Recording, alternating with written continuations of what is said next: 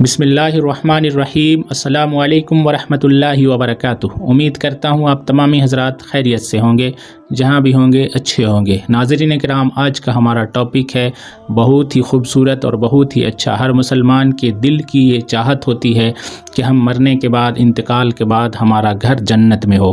تو ہمارا ٹاپک ہے جنت کا رستہ کون سا ہے، جنت ہم کیسے حاصل کر سکتے ہیں، جنت کسے ملتی ہے، جنت کے لیے کون کون سے طریقے ہمیں اپنانے چاہیے۔ تو آپ کو بتا دے، پیارے نبی صلی اللہ علیہ وسلم سے ایک دیہاتی صحابی نے اپنی زبان میں پوچھا تھا، یا رسول اللہ، اگر میں جنتی بننا چاہوں تو مجھے کیا کیا کرنا چاہیے، کون کون سے عمل کرنا چاہیے؟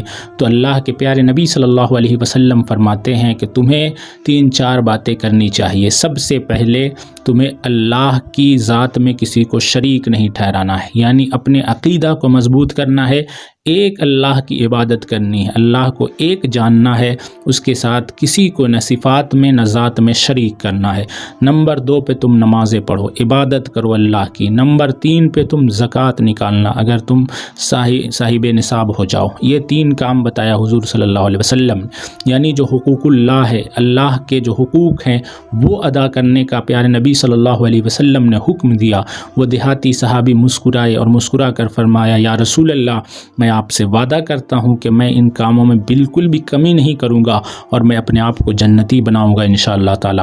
پیارے نبی صلی اللہ علیہ وسلم صحابہ کرام سے فرماتے ہیں، جنتی دیکھنا چاہتے ہو؟ دیکھو یہ انسان جنتی ہے۔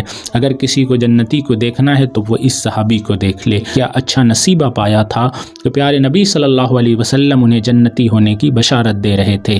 تو پتہ کیا چلا کہ حقوق اللہ، یعنی جو اللہ کے حقوق ہیں، اللہ کو ایک جاننا، اس کی ذات میں کسی کو شریک نہ ٹھہرانا، اس کے علاوہ اللہ کی عبادتیں کرنا، نماز ہے، روزہ ہے، حج ہے، زکوٰۃ ہے، ان سب چیزوں کو پورا کرنے سے آپ انشاءاللہ تعالی جنتی بن جائیں گے۔ لیکن پیارے نبی صلی اللہ علیہ وسلم ایک دوسرے رخ کی طرف بھی اشارہ فرماتے ہیں، اسے ہم حقوق العباد کہتے ہیں، یعنی جو ہمارا بندوں سے کنیکشن ہوتا ہے، بندوں کے جو حقوق ہیں اس کی طرف پیارے نبی صلی اللہ علیہ وسلم دھیان دلاتے ہیں۔ کچھ دنوں کے بعد پہلے تو حقوق اللہ کو سمجھا دیا جو پہلے نمبر پہ ضروری ہے۔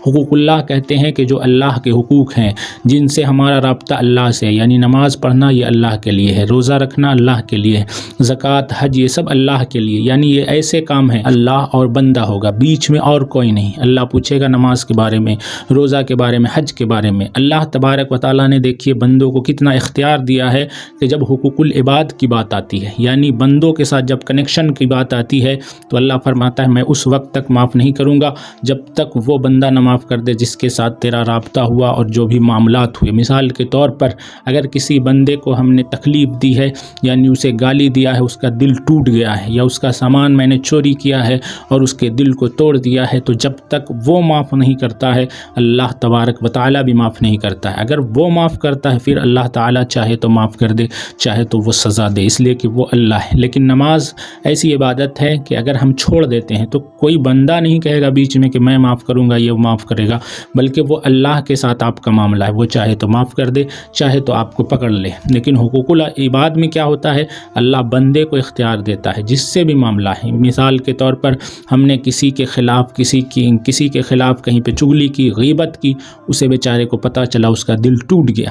اب جب تک وہ معاف نہیں کرے گا اللہ فرماتا ہے میں بھی نہیں معاف کروں گا۔ اس کی طرف بھی پیارے نبی صلی اللہ علیہ وسلم اشارہ فرماتے ہیں کہ ایک مرتبہ صحابہ کرام کا مجمع لگا ہوا تھا، تمام صحابی رسول موجود تھے۔ اللہ کے نبی فرماتے ہیں کیا تم جنتی کو دیکھنا چاہتے ہو؟ سبھی لوگ خوش ہو گئے، ایکسائٹڈ ہو گئے، اپنی زبان میں ہم کہے تو کہ ہاں یا رسول اللہ کیوں نہیں۔ سب یہ سمجھ رہے تھے ہو سکتا ہے بڑے صحابی ہوں گے، ابو بکر صدیق ہوں گے، عمر ہوں گے، عثمان ہوں گے، علی ہوں گے، طلحہ ہوں گے، لیکن دیکھتے کیا ہے، ایک عام بندہ ہے، ایک عام انسان ہے جس کے بارے میں زیادہ چرچا نہیں، زیادہ شہرہ نہیں، اس کے بارے میں آقا فرماتے دیکھو یہی انسان ہے جو ابھی اندر داخل ہو رہا ہے، یہی جنتی انسان ہے۔ پیارے نبی صلی اللہ علیہ وسلم دوسرے دن پھر فرماتے ہیں کیا تم جنتی کو دیکھنا چاہتے ہو؟ سبھی لوگ یہی کہتے ہیں یا رسول اللہ بالکل دیکھنا چاہتے ہیں۔ پیارے آقا صلی اللہ علیہ وسلم فرماتے ہیں کہ وہ ابھی آ رہا ہے۔ اس مرتبہ سب نے سوچا ہو سکتا ہے کوئی الگ انسان ہوگا، کوئی دوسرا انسان ہوگا، لیکن دیکھا کیا، پھر وہی سادہ انسان، پھر وہی صحابی رسول آ رہے ہیں جو کل تشریف لائے تھے۔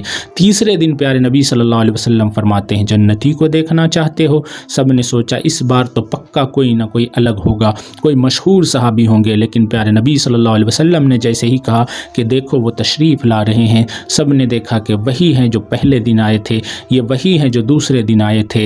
एक सहाबी रसूल के दिल में ये शौक़ पैदा हुआ कि आखिर क्यों न जाने कि कौन सी बात है जिसकी वजह से अल्लाह के नबी ने इन्हें दुनिया ही में जन्नत की बशारत दे दी।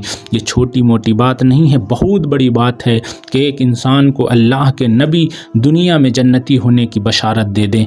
ये उसके लिए सबसे बड़ी बात है, इसलिए कि आखिरत ही तो सब कुछ है। एक मुसलमान के लिए, एक ईमान वाले के लिए दुनिया तो एक सफ़र है, यहाँ पे इम्तिहान गाह है, रिज़ल्ट वहाँ मिलेगा, हमेशा रहना वही है। इसलिए इससे बड़ी खुशी क्या हो सकती थी। उनके दिल में शौक़ पैदा हुआ कि आखिर हम भी जाने कि ये कौन सा अलग काम करते हैं जिसकी वजह से हमें नहीं कहा गया, इन्हें दुनिया में जन्नती होने की बशारत दे दी गई।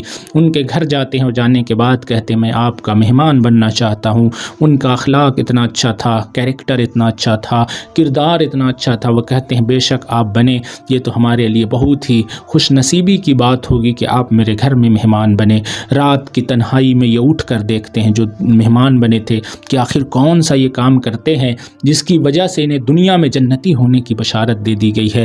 रात भर देखते रहे, छुप छुप कर देखते रहे, लेकिन कोई अलग काम नहीं। वही तहज्जुद की नमाज़ जो सारे सहाबी अक्सर पढ़ते थे वो पढ़ी, और उसके बाद फजर की नमाज़ पढ़ी, और जो ज़िक्र व अज़कार करते हैं वो किया। लेकिन अलग से ऐसा नहीं कि रात भर नवाफिल पढ़ते रहे, रात भर ज़िक्र करते रहे, ऐसा कुछ नहीं देखा। इन्होंने सोचा ऐसा लगता है कि शायद मुझसे छुपाने के लिए, मेरी वजह से इन्होंने अपना काम नहीं किया, शायद ये सोचते हों कि मेहमान को तकलीफ़ ना हो, इसलिए इबादत से आज अपने आप को रोके रखा।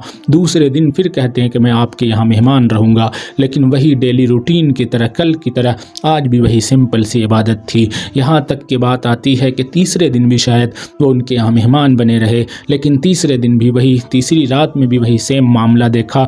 अब ये वापस घर की तरफ जा रहे थे, लेकिन इनसे रहा न गया। आखिरकार पलट कर पूछते हैं, ऐ सहाबी रसूल, मैं आपके यहाँ सिर्फ मेहमान बनने नहीं आया था, बल्कि दिल में एक सवाल लेकर आया था जिसका जवाब मुझे नहीं मिल पाया है। मैं आपसे ये पूछना चाहता हूँ कि आपको पता है प्यारे नबी ने आपको दुनिया ही में जन्नती होने की बशारत दी है, आखिर कौन सा ऐसा काम है, वो कौन सी क्वालिटी आपके अंदर है कि हमें नहीं कहा गया, आपको कहा गया? आखिर कौन सा वो काम आप करते हैं? मैं वही 3 रातों तक देखता रहा, लेकिन मुझे तो कोई अलग न लगा। वही काम जो मैं करता हूँ वो आप करते हैं। फिर आपको अल्लाह के नबी ने एक दिन नहीं, लगातार 3-3 दिन तक जन्नती होने की बशारत दी। वो आंखों में आंसू लेकर रो रहे थे और अपने नसीबा पर, अपने किस्मत पे नाज कर रहे थे, उस अल्फाज पे नाज कर रहे थे जो प्यारे आका सल्लल्लाहु अलैहि वसल्लम ने कहा था। आंखों के आंसू को पोंछते हुए कहते हैं, ऐ प्यारे सहाबी, दरअसल बात यह है कि मेरे अंदर इबादत, वो इबादतें आपने नहीं देखा कि रात रात भर नवाफिल पढ़ते रहना, एक पाँव पे खड़े रहना, कुरान की तिलावत करते रहना। लेकिन मुझे जहाँ तक लगता है कि क्यों अल्लाह के नबी ने मेरे बारे में ऐसा कहा है, उसकी एक ही वजह हो सकती है कि इस दिल में किसी के लिए नफ़रत नहीं है, किसी के लिए हसद नहीं है। मेरा ये दिल जो है ना, हसद से पाक है। मुझे अल्लाह से उम्मीद है कि मेरा ये दिल नफ़रत से पाक है। मेरे दिल में आज तक किसी मुसलमान भाई के लिए कोई नफ़रत पैदा नहीं हुई। यही वजह है, मुझे लगता है कि अल्लाह के नबी मुझे दुनिया में जन्नती होने की बशारत दे रहे हैं। नाज़रीन किराम, यही वजह है कि अल्लाह के नबी फरमाते हैं, एक इंसान लाख इबादत कर ले, लेकिन अगर उसकी ज़बान से या उसके हाथों से उसका पड़ोसी परेशान है तो उसकी इबादतें उसके मुंह पर मार दी जाएंगी, वो अपने आप को मोमिन नहीं कह सकता है। इसलिए अल्लाह के नबी ने दोनों रुख दिखाए। एक सहाबी को बताया कि अल्लाह की इबादत करना, दूसरे सहाबी को जन्नती होने की बशारत तब दी जब उनके दिल में किसी के लिए दुश्मनी नहीं थी। आज भी हमें वैसा ही होना चाहिए कि अगर दुश्मनी हो तो अल्लाह और रसूल के लिए, दोस्ती हो तो अल्लाह और रसूल के लिए, तो इंशाअल्लाह ताला हम भी जन्नती हो जाएंगे। यही सबसे आसान रास्ता है कि अल्लाह की इबादत करें और हुकूकुल इबाद का भी ख्याल रखें, तो इंशाअल्लाह ताला अल्लाह का करम होगा, हम भी जन्नती हो जाएंगे।